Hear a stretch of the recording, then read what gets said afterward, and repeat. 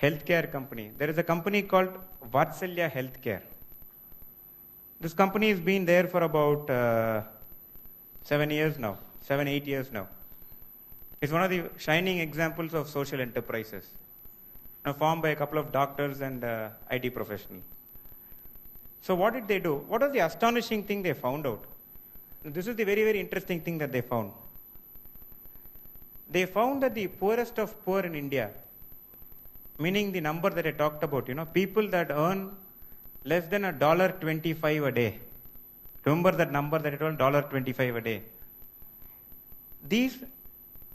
These people in India, would you guess how much they would be spending on healthcare per year in India? How much would they actually be spending on healthcare?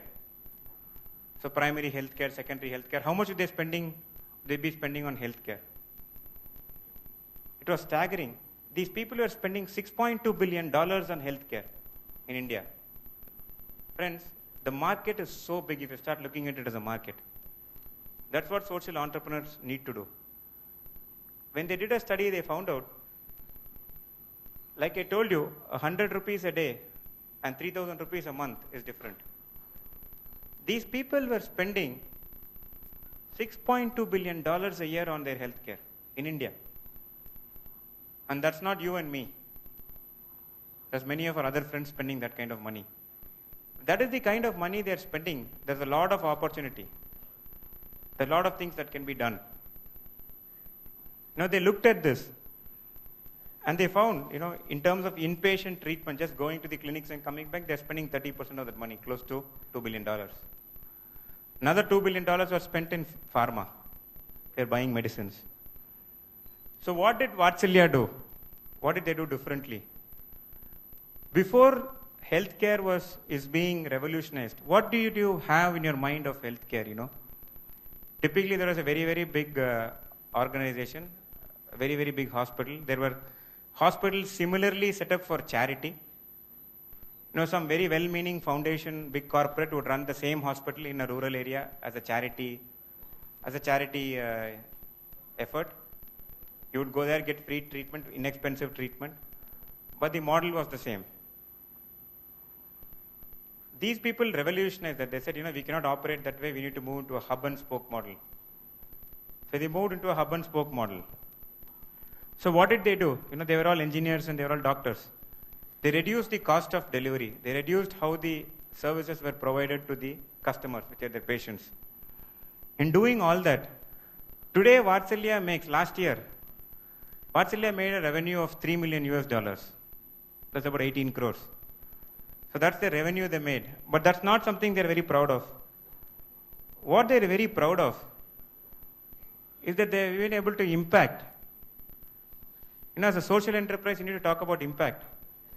They've been able to provide treatment and impact close to 150,000 people. That's 150,000 people they have impacted in the last year. Friends, that is what social entrepreneurship is. It's not about the 18 crores. They've made 18 crores, yes, but they've impacted 150,000 people in India. And this is just very, very small. They have impacted it in just 7 districts in Karnataka. That's all they're in rural Karnataka. Imagine if this were to go nationwide. That's their plan now. Their plan is to build 45 such hospitals in tier 2 and tier 3 cities. They've identified 13 tier 2, tier 3 cities where they're going to go. And from 150,000 people, friends, it's easy for all of us to sit here, just listen to this and forget this. Look at the impact. In 3 years, from where they are today, they intend to impact 4 to 5 million people. They intend to impact 4 to 5 million of our fellow Indians and still be profitable, run a good enterprise, and serve them who today nobody is serving. That's what social enterprise is. That's what we need. Look at agriculture. I'm almost out of time, so I'm going to wrap up. But in agriculture, there are similar things going on. So what are the opportunities in agriculture? There's tremendous opportunities for technology. So in agriculture, you look at it pre-harvest, they call it, and post-harvest. Now you have a pre-harvest scenario, post-harvest scenario. and then you have what is called the dairy agriculture. So technology has become a very, very big enabler in pre-harvest technology today. Now, especially with mobile phones, there are a number of companies operating where they're disseminating knowledge, they're disseminating information. These are all companies you can go take a look at. There is something called Janani Foods. There is something called Akriti Agriculture. These are all IT entrepreneurs who have gone out and started this. So go look at all this. These are all, they may not look as attractive as your new .com, but they have a lot of value. Similarly, education. In education, there is a company called Butterfly EduFields. And what do? They have provided education through a different model and have already reached out to about 15,000 children in a very, very short span of about 2 years in 5 towns and cities. If that is the kind of impact these social enterprises are making, a decade from now you will have a number that will mean a lot. Finally, it cannot be done without technology for development. All of you are engineers, all of you are technologists. So how many of you have heard of this company called Gram IT? I'm going to finish with Gram IT, but have any of you heard of Gram IT? No. That's very unfortunate. So how many of you are from Hyderabad, Andhra Pradesh? I'm very surprised. You should definitely know this. It's based out of rural Andhra Pradesh. And Gram IT employs 500 rural youth. They have 5 delivery centers across rural Andhra Pradesh, employing 500 rural youth. And they're providing BPO and back-end services. They service 15 clients and handle 30 processes. That's not the big thing, friends. That's not the big thing.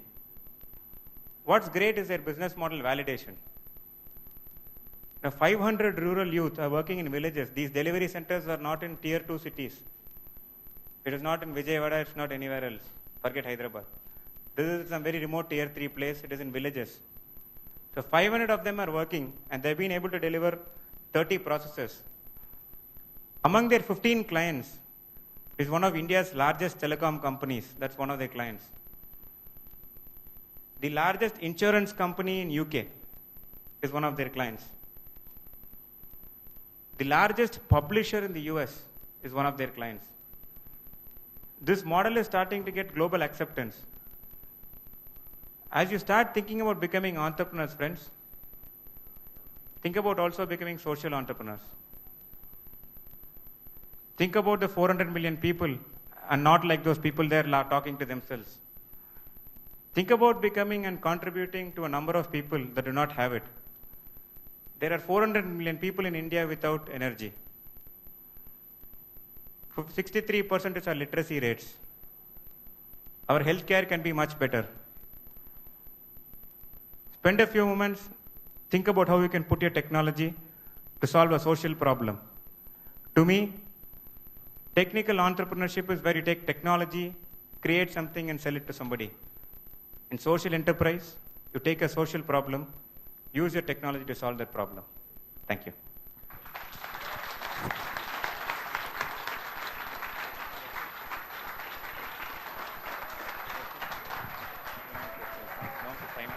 Hello.